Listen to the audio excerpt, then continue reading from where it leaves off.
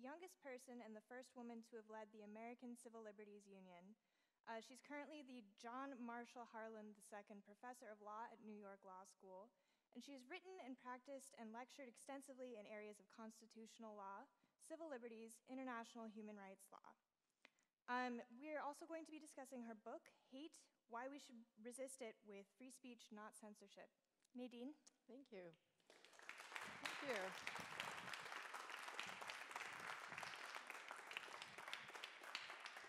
Thank you so much. Thank you, Ellie. Thank you.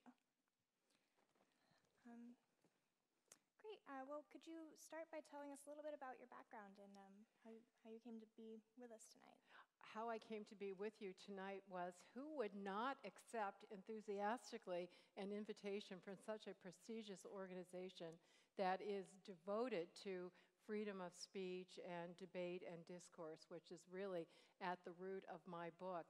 And the book, although it draws on principles of First Amendment U.S. law, also is based solidly on international human rights principles and strategic concerns, and includes a lot of facts and a lot of advocacy from human rights experts and champions from around the world, including in the UK. I quote many human rights lawyers and other UK human rights activists who actually support moving more in the American direction, resisting hatred and stereotyping and discrimination, not through censorship, but through more speech and other non-censorial measures. So I'm happy to spread that UK message right here in the home territory. Fantastic. Well, I would like to start by asking about the relationship between your legal scholarship and your work as an activist. How do you see those interrelating? I actually began my life as an activist and was recruited to academia through an unusual route. I'm not sure, forgive me if it exists in this country, but at our law schools we have clinical educational programs. I was invited to where students handle cases, excuse me, I'm losing my voice from talking too much. So I defend free speech, but there's such a thing as talking too much, right? Students can handle actual cases under the supervision of an admitted member of the bar. Is this a trick to make it impossible? Thank you. I can. And I was invited to run the so-called Civil Rights Clinic at NYU School of Law. And I understood that one can certainly maintain objectivity and neutrality in, thank you so much, Allie, and you're stronger than I am, in studying and education, but merely the greater knowledge of legal principles about freedom of speech and about equality leads to an increased support of them. So advocacy and education really are mutually reinforcing. Mm-hmm. Following on from that, do you think that freedom of speech risks becoming a political or partisan issue? It should not be, but it tends to be cynically manipulated by politicians across the ideological spectrum for particular goals. And most people do not neutrally, consistently defend all freedom for all speech. They tend to all have an exception for ideas they consider dangerous. A friend of mine, a journalist in the United States, quite a few years ago, summed this up with a book whose title really says it all: Freedom of Speech for Me, but not for thee, how the left and right relentlessly censor each other. In the US, and I've read similar accounts in your country, there tends to have been a critique in the fairly recent past that speech is disproportionately advantaging those who already have power, perhaps too much power, corporate interests, commercial interests, conservative speakers and progressives and those on the left end of the political spectrum, many have become more cynical about free speech. That is not true for the American Civil Liberties Union, the ACLU. Throughout our almost 100-year history, we have always defended freedom, even for the thought that we hate, to quote a famous line from a famous Supreme Court Justice, Oliver Wendell Holmes, including defending freedom even for speech that opposes our own civil liberties values. And over time, to this day, we see that doing that is especially important to maintain principles that over time disproportionately redound to the benefit of those who lack political power, those who are relatively marginalized, relatively disempowered, who are challenging the status quo. By definition, because they do not have access to majoritarian political power, they especially depend on a very robust freedom of speech. So today, for example, there are constant calls to censor Black Lives Matter. It has been attacked as hate speech. It has been attacked as hate crimes. It's been attacked as extremist and terrorist speech. And I've followed your Prevent Act here, and I know that also has a great deal of potential. I don't know how it's actually played out to suppress, and the way it's written is frightening to me because it seems to sweep in any speech that is critical of the government or of government policies. Just a question more specifically about the ACLU and your time there. You served as the president there for 2 transformative decades in American life. How do you think that the role of the organization changed during your tenure, and how do you think it has changed in the Trump era?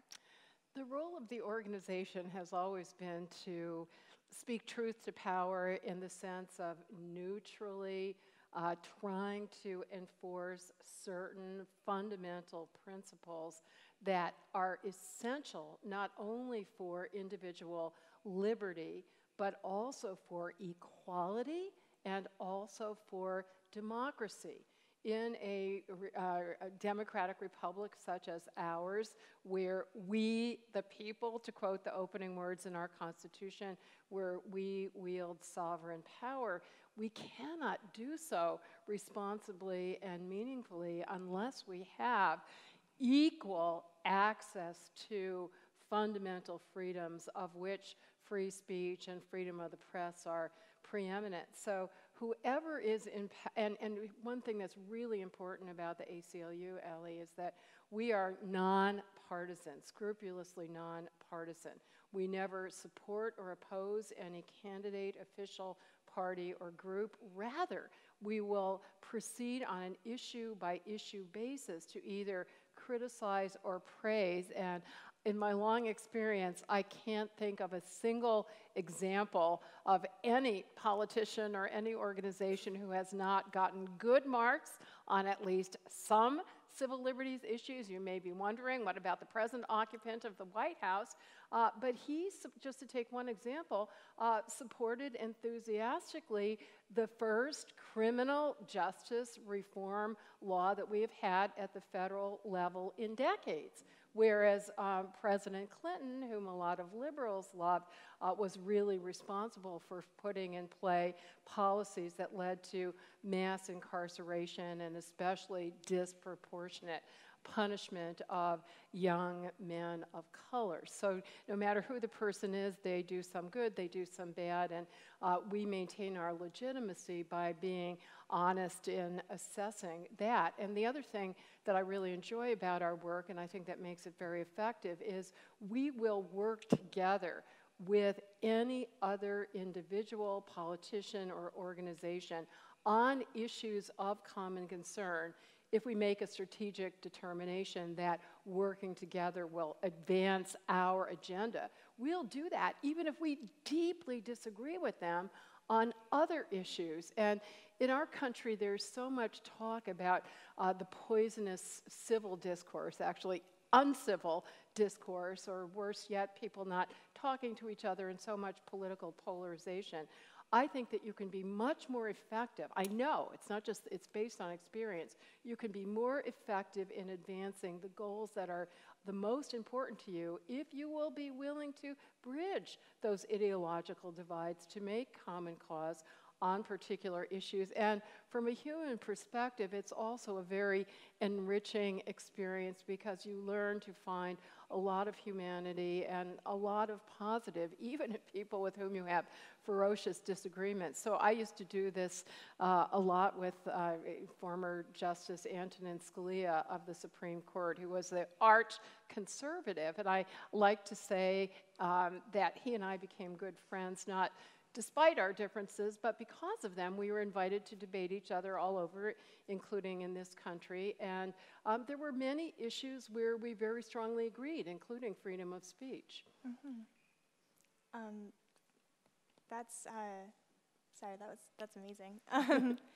So what do you see the role of the university is in promoting freedom of speech and freedom of expression, particularly in political circumstances where there's a strong push to no platform speakers whose ideas may be distasteful? The idea of no platforming is a bit more complicated than just freedom of speech, regardless of whether we hate the idea or not in public discourse, because by definition, a platform is a special opportunity. It's not like Hyde Park, where pretty much an unlimited number of speakers can go and mouth off, to take the epitome of open forum.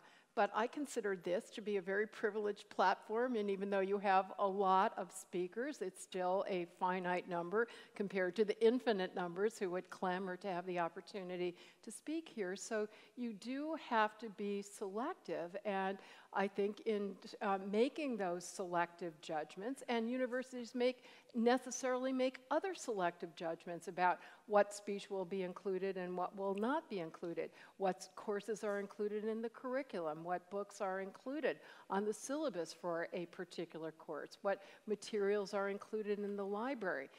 As long as these decisions are not made on the basis of solely discriminating against an idea because of disfavoring that idea, you can take into account whether you think the speaker is inspiring, interesting, influential, has an important message, or whether you think that somebody is not going to stimulate thinking and constructive dialogue. That's an excellent answer. Thank you so much. So in your new book, you make an argument that hate speech laws tend to backfire. How should we counter hate speech? As my book says, as the title says, the only verb in the title is resist, hate, why we should resist it with free speech, not censorship. So it is an anti-censorship book, but it is at least equally an anti-hatred, pro-equality, diversity, dignity, inclusivity book. I'm deeply concerned about the problems of hatred and discrimination that are roiling not only my country, but yours and around the world. I am absolutely convinced, based on long experience in my own country and on deeply studying how laws against hate speech have been enforced here and in other countries that have them, that well-intentioned as censorship is, it does more harm than good. And that's a consistent pattern that we've seen around the world and throughout history. And that is why the leading international human rights organizations have opposed censoring hate speech. That's true for Human Rights Watch. It's true for Amnesty International. That's why the United States, and I'll say in February is Black History Month in the United States, so this is deeply relevant. Our civil rights movement of the 20th century, the leading civil rights organizations and individuals, Martin Luther King, the National Association for the Advancement of Colored People, and so forth, deeply opposed censoring hate speech for a number of reasons, but one of which was that their speech was seen as hateful and dangerous and subversive and threatening and offensive and insulting. That's why Martin Luther King wrote his historic letter from a Birmingham jail. And following on from broader questions about hate speech, so much speech happens online these days. What do you think the responsibilities are for platforms like Facebook and Twitter, and what kind of practices should they adopt when it comes to monitoring and monitoring speech? As a technical matter of First Amendment law, and as I am a constitutional law professor, I want to start with that, but it's certainly not end with it. Private sector actors are not constrained by the Constitution, including the First Amendment at all. It is only a limit on government power. So you would have no First Amendment complaint against Facebook if it blocked one of your messages or kicked you off altogether. To the contrary, Facebook would have an argument that it is exercising its own First Amendment rights, just the way the New York Times or the Guardian does in deciding what to publish or what not to publish. But in a real-world sense, the censorial power of these dominant, I think monopolistic or near-monopolistic tech giants is really having a dangerous suppressive impact on free speech. The numbers are just staggering. I mean, we're talking about millions of posts in a year, even from one company, even by its own accounting, and it's completely non-transparent and unverifiable, but by Facebook's own estimate, they're saying they're taking off something like 1.5 million posts just for violating the hate speech standards, and they have many other, and I should put the word standard in quotes as well. The essential problem here, and why we have such disproportionate use of any hate speech standard, whether it's enforced by a government or whether it's enforced by a social media company, why we can predict that over time it is disproportionately going to fall on those who are critics of the government, critics of the company, others who are chafing and dissenting from the status quo, is that the concept is inherently, unavoidably subjective. Hate is an emotion. No two people can agree. One person's beloved speech and cherished speech is somebody else's hated hate speech. I can give you many examples. In the United States, for example, many people have claimed that burning or desecrating the U.S. flag should be punished as hate speech, including not only the current president of the United States, but many predecessors and many politicians and members of the public all across the ideological spectrum. At a university in California a couple of years ago, a student organization said that displaying the American flag in a respectful way is hate speech because they associated that with instances of imperialism and colonialism. And so there are many, many other examples. And in my country, we've had many studies of laws, drug laws and other criminal laws that are disproportionately enforced mostly against racial minorities and in particular male members of racial minorities. Documented studies have shown systemic bias in the criminal justice system, not only on the basis of race, but also on the basis of gender and other factors. When you control for everything else, there is that bias. Many studies have shown so-called implicit or unconscious bias on the part of individuals. These are all problems that we are working to overcome, and I'm very confident that we will overcome them. But in the meantime, why in the world would we take this even more subjective power to determine which speech is sufficiently hateful and invest that power, that discretionary power, in systems that have systemic and structural bias built into them? Great. I think we would like to be able to open it up to questions from the floor, if anybody has one. Yes. One moment. I think we've got a roving mic.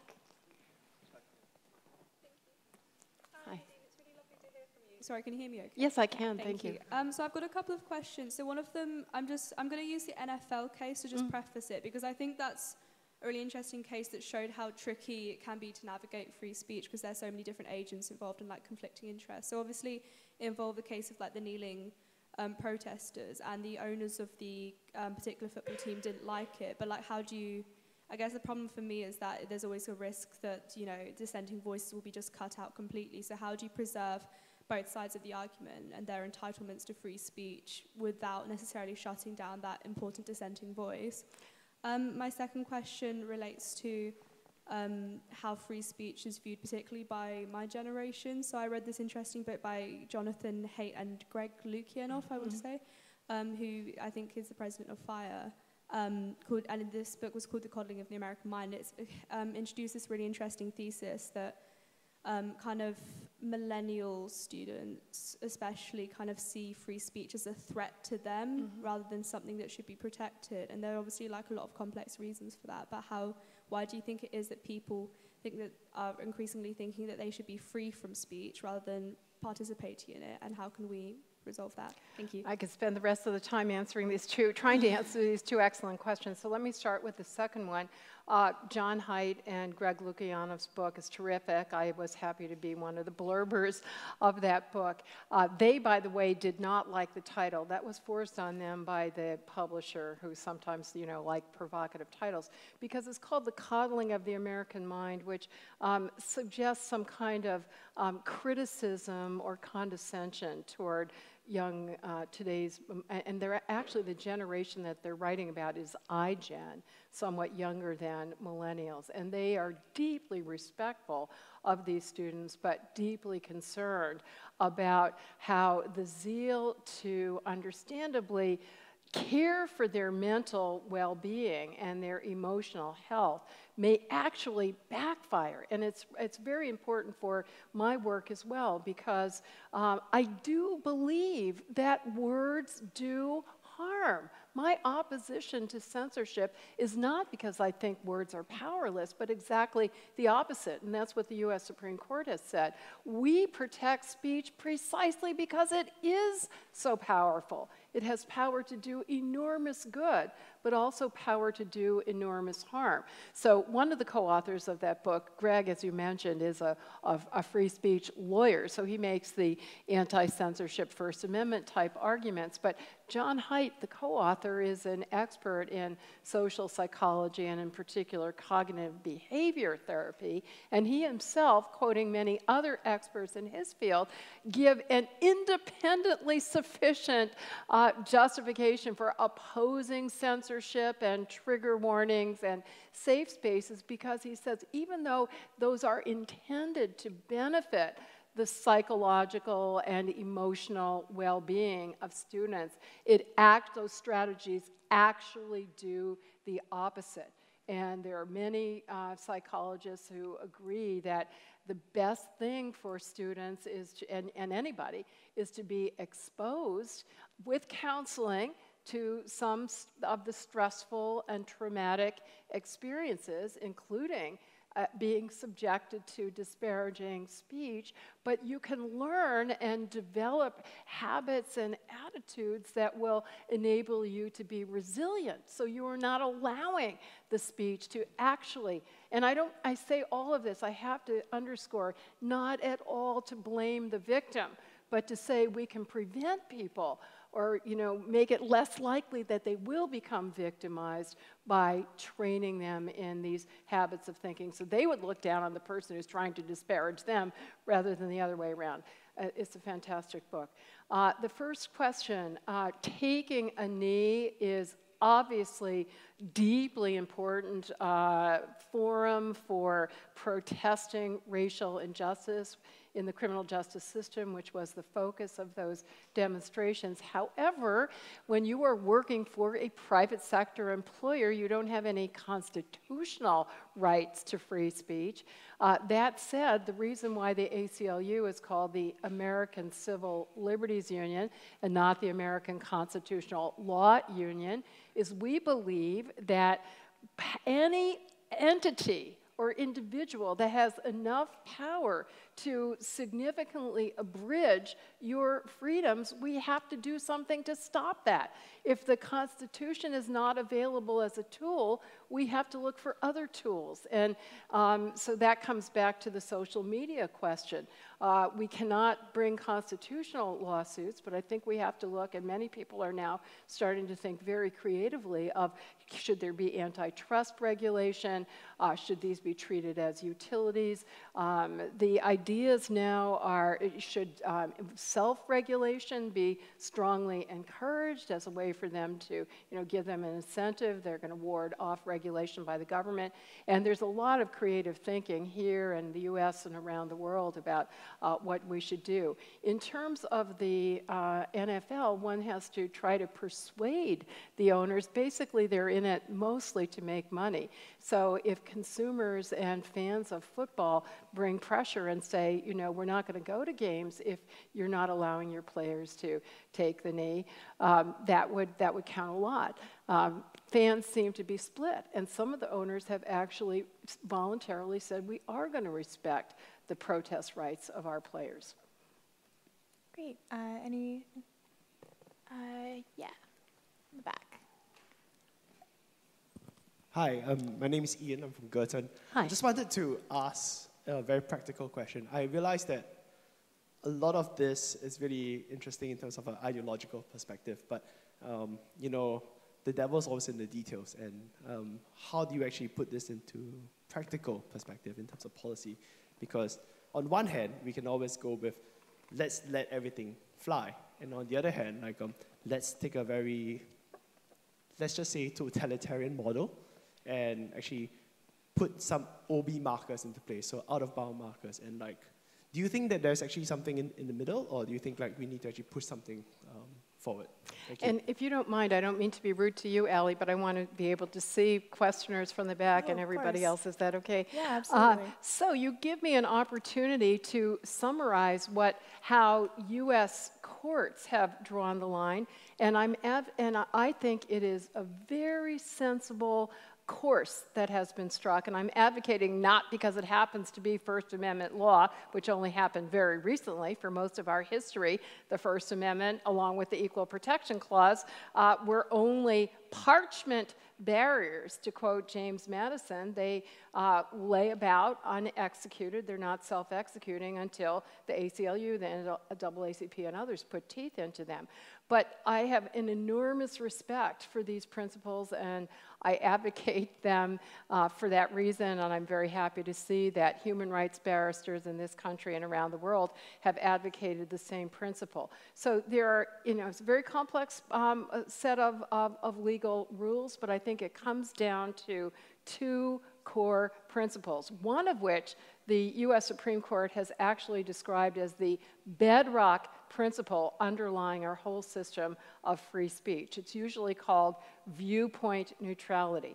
And that means that the government must remain neutral with respect to the viewpoint, the idea, the content, the message of the speech, no matter how loathed it is, no matter how generally feared or detested it might be. That alone is not a justification for censoring it.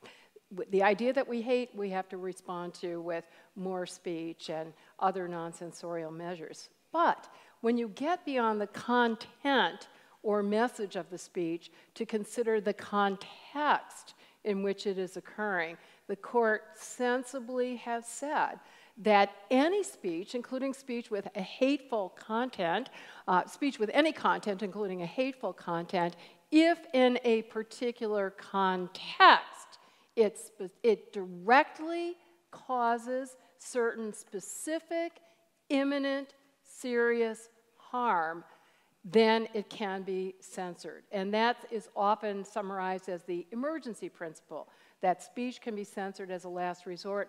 The U.S. Supreme Court has carved out several subcategories of speech that satisfy the emergency principle. One is a true threat, and lawyers use the term true threat to distinguish it from the looser way we use the word threat in everyday discourse. So I feel threatened by the fact that Milo Yiannopoulos is speaking on campus. That's not enough. But a true threat is punishable when the speaker is directly addressing an individual or a small group of individuals, targets them, means to instill in them a reasonable fear that they are going to be subject to attack.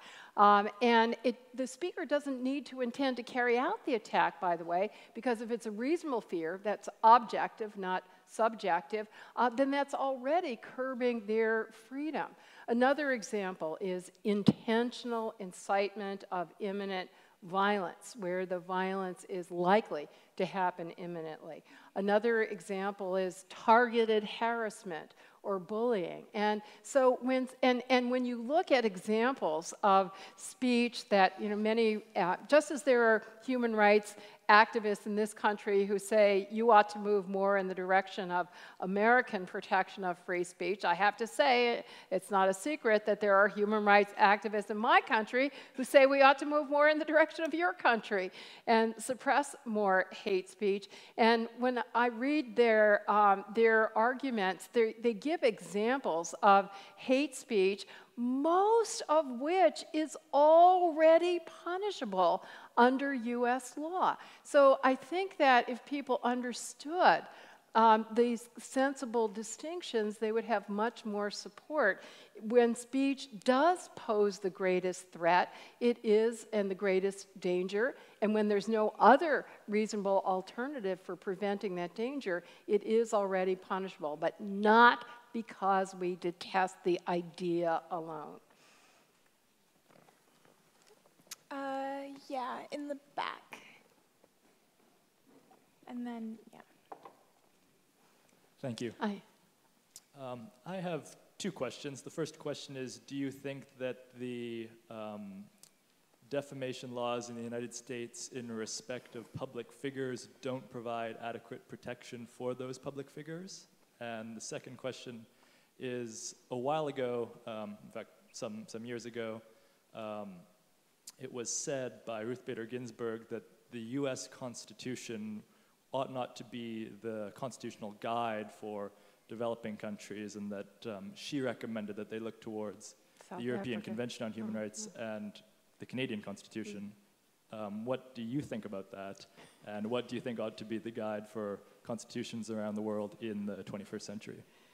Thank you. Excellent questions. So defamation, as the questioner obviously knows, I'm not sure everybody else does, as a result of a decision by the US Supreme Court in 1964, a defamation lawsuit cannot be won by a public official or public figure, even if the statement satisfies the common law requirements for defamation, it is false, and it injures the person's reputation. You still cannot win if you are a public official or public figure unless you can show what the Supreme Court calls recklessness on the part of the speaker. The speaker either intentionally or recklessly told the falsehood, did not go through the necessary fact-checking. I'm sorry, the term they use is actual malice, but it's a little bit confusing because you don't have to have a malicious intent. It's just that you were knowledgeable or reckless about the falsity. And as is true for the most important free speech cases in U.S. history, this came out of the cauldron of the civil rights movement. Again, I get to invoke history in Black History Month because every tool in the books that Southern states and others could use to try to muzzle civil rights activists was pulled out, and one of them was bringing defamation lawsuits. So as you probably know, that case involved factually false statements about police chief and other government officials who were engaging in brutal violence against civil rights demonstrators, including students who were organizing. And their reputation was harmed.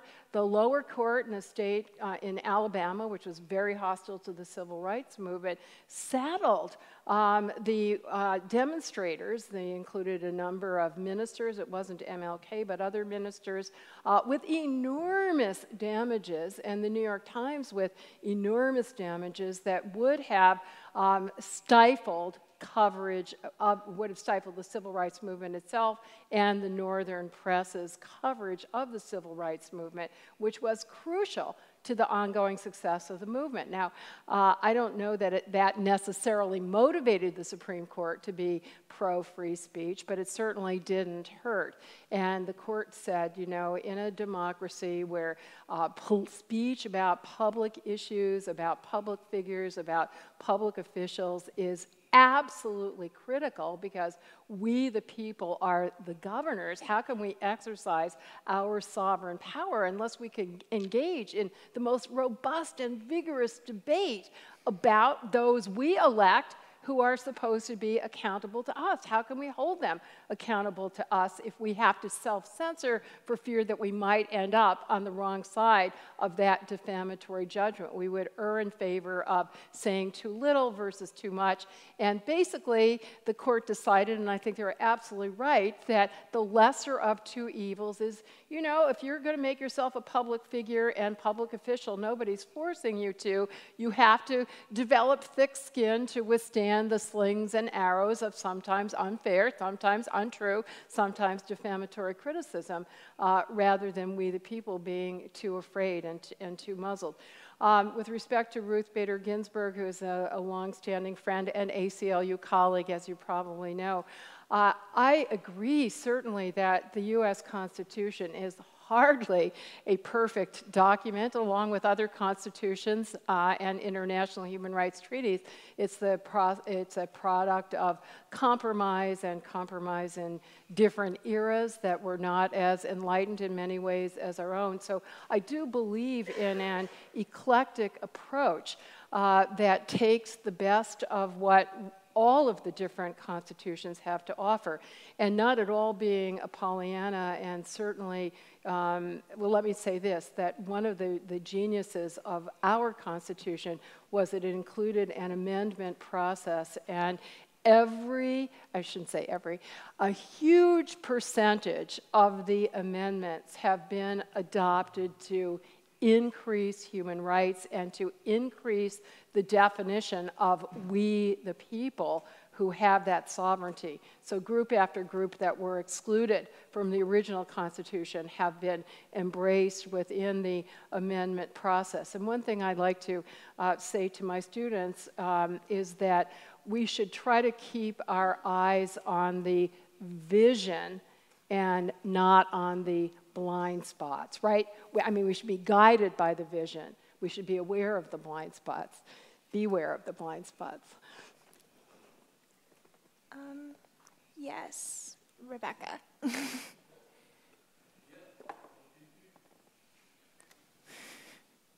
Hi. Thank you so much for coming. So we had Paul Greengrass, who made a documentary about the Brevnik bombings earlier last year, and speak about his opinion that it's actually very important to publish the manifestos of terrorists as a way of communicating with the public why they did those things. So along those lines, in terms of what you said earlier about speech being an imminent danger to others, what is your opinion on the publishing of terrorist manifestos? I would absolutely support it. I mean, one person's terrorist manifesto is somebody else's freedom fight manifesto, right? Let's not forget, and I'm paraphrasing that statement, that one person's terrorist is somebody else's freedom fighter. Nelson Mandela was classified as a terrorist, no doubt. From some of your ancestors, of some of the people here, probably considered George Washington a terrorist, right? And in the United States, before we had such strong speech protective jurisprudence, anti-terrorist laws were used to suppress, speaking of manifestos, the Communist Manifesto and all classic works of Marx and Engels and other socialist philosophers, because before we had this requirement that there be a tight and direct causal connection, an imminent connection between speech and the feared harm, we had what essentially exists in other countries to this day, and certainly exists in hate speech laws in other countries, and that's a bad tendency test. Speech, sure, that as well as the Communist Manifesto, as well as the Declaration of Independence. The Declaration of Independence, I think, did spur actual violence. Could have a tendency to instill certain beliefs which might be acted upon, and that might lead to great harm. In the context of that reasoning, in cases from the Red Scare era, Justice Oliver Wendell Holmes, in dissent, initially said, every idea is an incitement. And by that, he didn't mean, therefore, we should suppress every idea, but that we have to have, for legal purposes, a much narrower concept of punishable incitement. And as I said, that's intentional incitement of imminent violence, which is likely to happen imminently.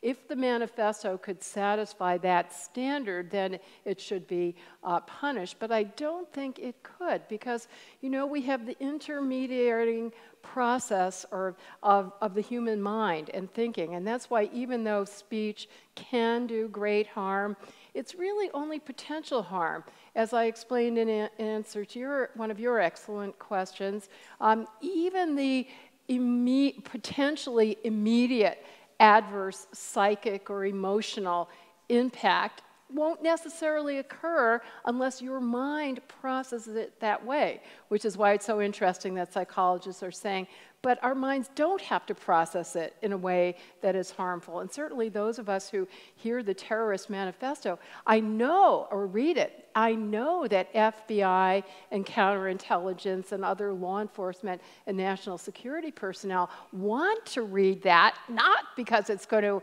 incite them or others to necessarily, everybody who looks at it, to engage in violence, but it will give them information that can help them intercept and ferret out and thwart potential violence.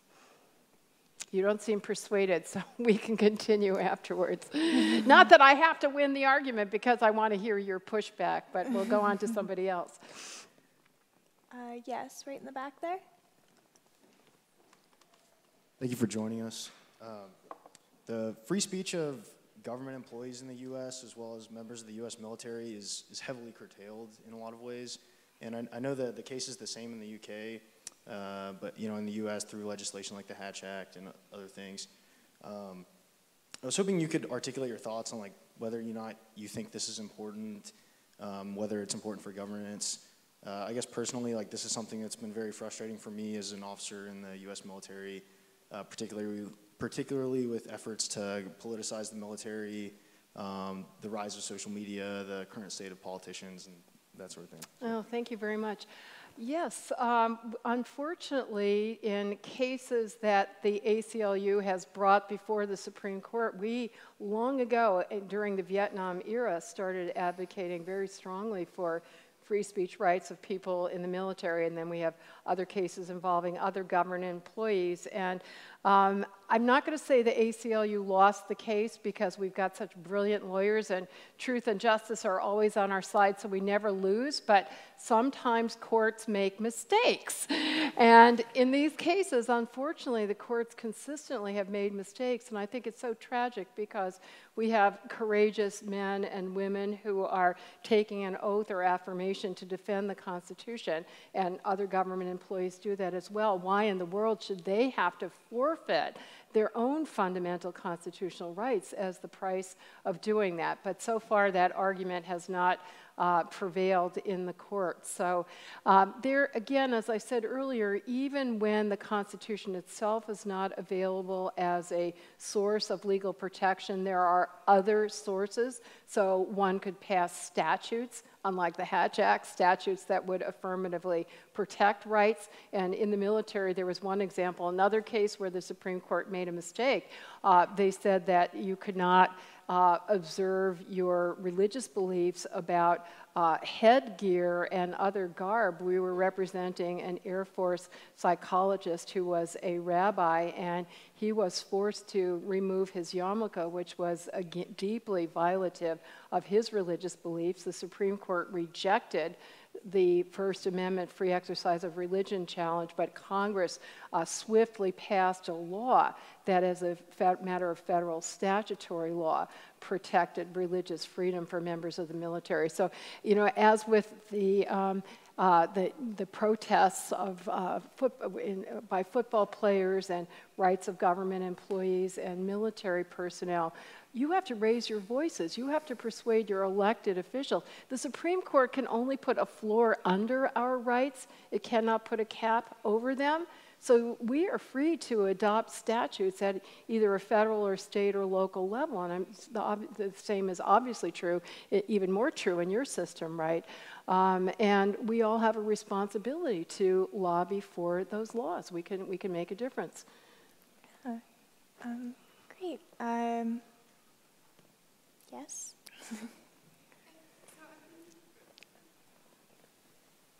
I'm thinking more about the context of kind of just public discourse and general rather than like legal convictions. The right to free speech is often used by people who say quite offensive things as a sort of like, I can say anything because it's my right to free speech. So I wonder whether you think that if we agree that it is better that those views are voiced, whether you think it's important to have a narrative alongside that free speech doesn't come without consequences. Yeah, absolutely, I completely agree, and you're giving me an opportunity to quote something I say in the book, which is the fact that you have a right to say something does not mean that it is right to do so. And I think that, so all of us, I think, have a responsibility to engage in self-restraint.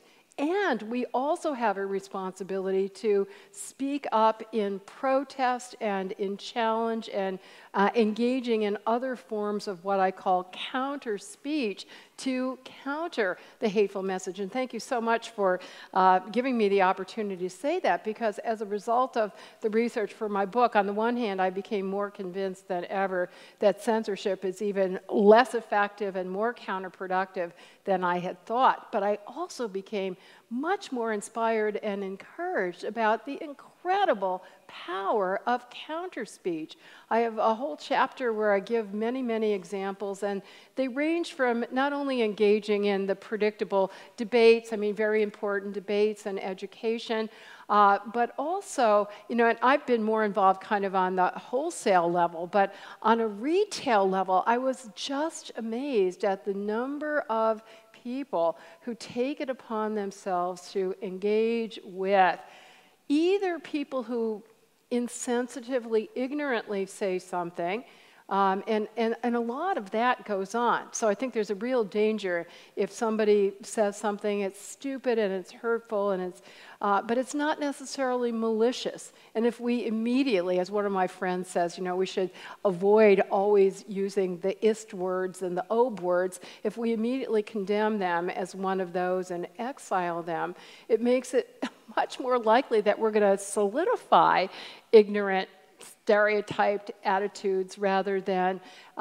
educating. I recently, in the United States, at the University of Oklahoma, there have been some terrible racist speech incidents recently, and some of the students were calling for the students who engaged in these expressions, which clearly were constitutionally protected. Some students were advocating that the other students be expelled, and interestingly enough, they still have on their faculty the very first African-American professor who was hired. I mean, sadly, it wasn't that ancient, by your standards, it was ancient history, but it was much later than it should have been, 1967, and he actually worked in the trenches with MLK himself. And he was quoting the civil rights movement, which they always went, you know, face to face with those who were engaging in even the most vitriolic hate speech against them to counter and as King famously said, hate doesn't drive out hate, only love does that. And I loved the words that this professor used. He said, in those days, if somebody said something that was hateful or hurtful, we would not excommunicate them, we would communicate with them. And there are just such inspiring examples. Some people are using the internet this way to go on specifically to seek out hate mongers and to engage with them and to redeem them. And there have been very moving examples of people.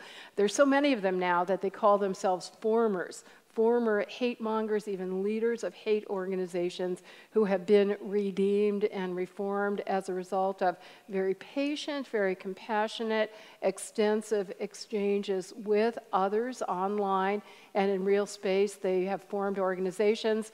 One is called Life After Hate. It's based in Chicago, and it's spreading internationally. You can see TED Talks about this, and there are books that have been written about it. So I'm much more encouraged that, and I think a lot of these people, it's not a matter even of ideology. It turns out to be something in their family, dysfunctional family, and they're ripe for recruiting by hate groups, so that means that they're also ripe for counter-recruiting. But I think especially those of us who oppose censorship have a special responsibility to be very careful about how we use our free speech, and I say we should develop thicker skins on our own behalves, right? Not jump to calling somebody a hater or a misogynist or anti-Semite, using examples in my own case.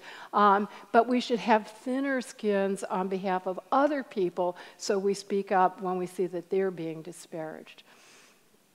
Great. We have time for just a few more questions. Right here. Hi. I wanted to ask a question about something related to what's already been asked about, to do with the NFL players and the fact that you point out that the First Amendment doesn't protect, well, it doesn't have an effect on the way and the relation between the players and the team that they play for and the power that the team has on preventing them doing something or not. And I was wondering whether a solution that you kind of referred to being that consumers should enact their ability to boycott consuming something in order to encourage the team owners, let's say, to allow for the freedoms of the players. What about in the case of lobbying companies of any sort engaging with government policy and the development of government policy, which is perhaps not the most transparent thing that goes on within our Western democracies? And how do you think that there are solutions as to how you might deal with that issue of governments? I'm so sorry. As in, if a lobbying company is engaging and persuading a government to do or not do something according to its own interests, for example with this, where they might have an interest to protect their profits by preventing the team from doing something or not, then is there a solution there in terms of free speech, in terms of a counter speech, in terms of publishing, or in some ways not exposing, but kind of illuminating those goings on in terms of speech between lobbyists? It's such an interesting question. I was just writing a statement this morning, or on the airplane flying over here, because we have some pending legislation in the United States Congress on precisely that subject. And it's, as we use the phrase a lot, a delicate balance, because there are free speech concerns on both sides here. The question is about disclosing information about lobbying efforts. And lobbying is kind of, at least in my country, kind of a negative term. But when you think about it, what it is exercising our First Amendment right to petition the government for redress of grievances, right?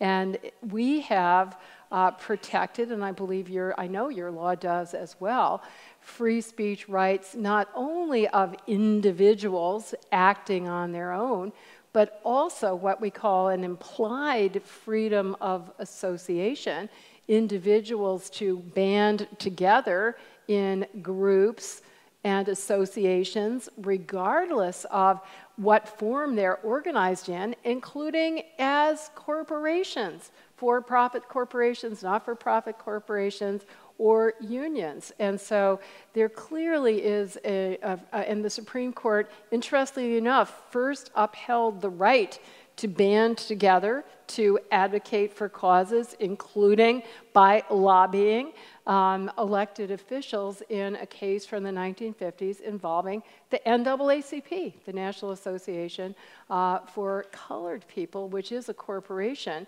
And there were efforts, one I told you, the southern states, this was again, involved Alabama, were using every tool in the books to try to stop them from effective advocacy. And what they did in this case was to require disclosure of the names of all members and the names of all donors. And there's certainly a plausible rationale consistent with freedom of speech and democracy. This is an organization that's trying to lobby the government to do certain things. In that case, it was to pass anti-discrimination laws. Shouldn't other members of the public have a right to the information about this important governing process? That's a plausible argument. On the other hand, given the climate at the time, how controversial and unpopular that organization was in many parts of the country, the Supreme Court rightly recognized that if people were forced to know that their name would be disclosed, they would stop joining the organization, they would stop contributing to it, they would be deterred from exercising their individual free speech rights, and democracy would also be undermined. So we've continued to kind of do this balancing act, looking at any particular case, what are the benefits of disclosure to increase transparency and information and the democratic process, and what are the costs in terms of potentially chilling people from exercising their right to speech, their right to lobby, their right to associate. Great. One more question, I think, and then we're going to have to wrap up. So I did see your hand first. So I think we started a little bit late, so. Thank you. Could you share any perspective that you might have on the Facebook Free Basics initiative? And which initiative? The Facebook Free Basics initiative. What's that? Facebook Free Basics is a scheme where Facebook have provided access to the internet in developing countries, but have also controlled the news sources that are available for the people using the initiative to access. And it had a particular, well, it seemed to have had a particular role in Myanmar and in kind of hate speech and maybe even genocide against the Rohingya. Yeah. It's a very, very difficult issue, as I indicated earlier. There is such immense power that has clearly been used to advance corporate interests and business interests. I don't mean to be cynical, but for all of the rhetoric about, we're here to advance individual freedom and to build community, when you look at the decisions that have actually been made all over the world, in the developed world as well as the developing world, it's understandable. You could even argue as a matter of corporate law, they've got a responsibility to their shareholders to do that. But we should not allow ourselves to be blinded by that, and we have to, I think it's really, and governments are, and Europe, to its credit, is way ahead of the United States, at least in terms of data privacy in regulating these companies. I'm reading a manuscript. There's a lot of interesting writing and thinking that's being done now all around the world about how do we impose some curbs on their behavior. The manuscript that I'm reading now, actually, which was written by two Danish professors, the epigram on their book, on the front of their book, is an old Russian proverb. I'm thinking of Olga, Russian background, which says, "The only free cheese is in the mouse trap." Isn't that brilliant? Because that's really what all of us have walked into. And if you have any ideas about, policy responses, I would love to hear them. But that clearly is where the issues of the future are going to be. Governments have just picayune power compared to these tech monopolies. The United States Supreme Court, in a case in 2017, where it happened to be striking down a government statute that prohibited, convicted, and sex offenders who had served out their time were under this North Carolina law were still barred from social media. So in the context of striking down that government law, which did violate the First Amendment, the Supreme Court unanimously made a pronouncement that in the past we could have debated what was the most important public platform for exchanging information and ideas. Now there is no debate at all. The most important forum for all exchange of information, including people getting information about their government, communicating with their government, organizing on public policy, it clearly is the internet, and in particular social media. So I welcome all of you brilliant young minds and creative thinkers to help us preserve freedom in that brave new world. Well, yeah, well, thank you so much. I think that's a good note for us to end on because it's now past 8 o'clock. But I'd like to thank everybody for being here, and thank you so much, Nadine, for my speaking pleasure. with us Thank this you evening. for spending Friday nights. Those are such original questions. I really enjoyed that. Thank you. Thank you so much. You can get up and... I'm going to take this off now. All right.